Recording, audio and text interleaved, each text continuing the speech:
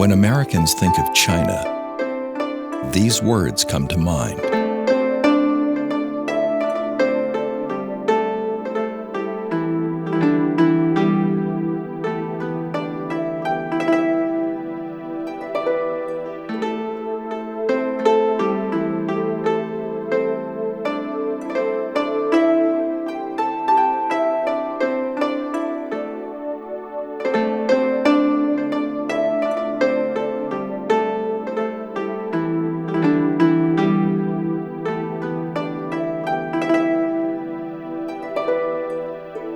That China will always be popular with American tourists.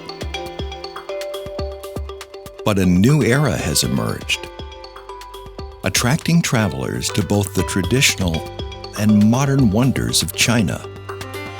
Visitors enter a dazzling new world of high-speed travel, new shops and boutiques,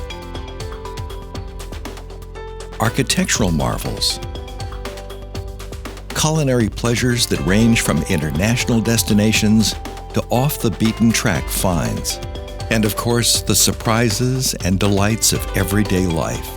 Today's China inspires both returning visitors and new audiences seeking to meet the people and discover the culture.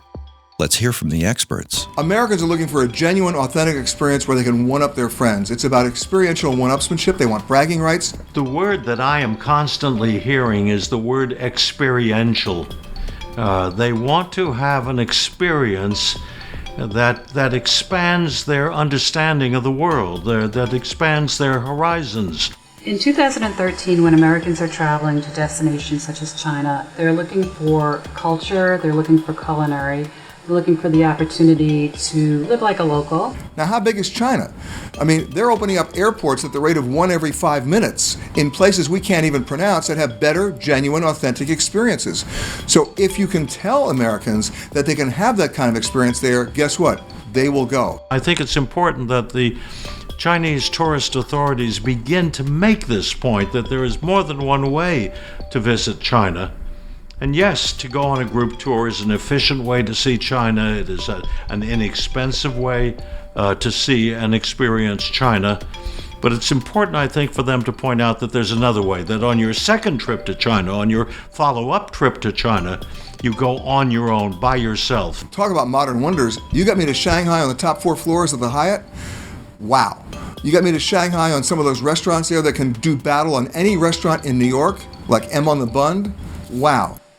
What we have found with the affluent traveler, and I think if China were able to market in this manner, is that if there is something that really hooks that traveler, so it might not necessarily be something very relevant to the destination, but it could be culinary. So you might be able to capture somebody who loves to cook or who wants to learn more about cooking. Or, of course, wine is always something that attracts people. China has only begun to see the beginnings of tourism. It is quickly becoming the single most heavily visited touristic nation on earth, but the possibilities are even greater than that. And if you can show them what's not on the menu, but that's accessible to them, where they can have that genuine, authentic experience that combines the old and the new, it's a home run.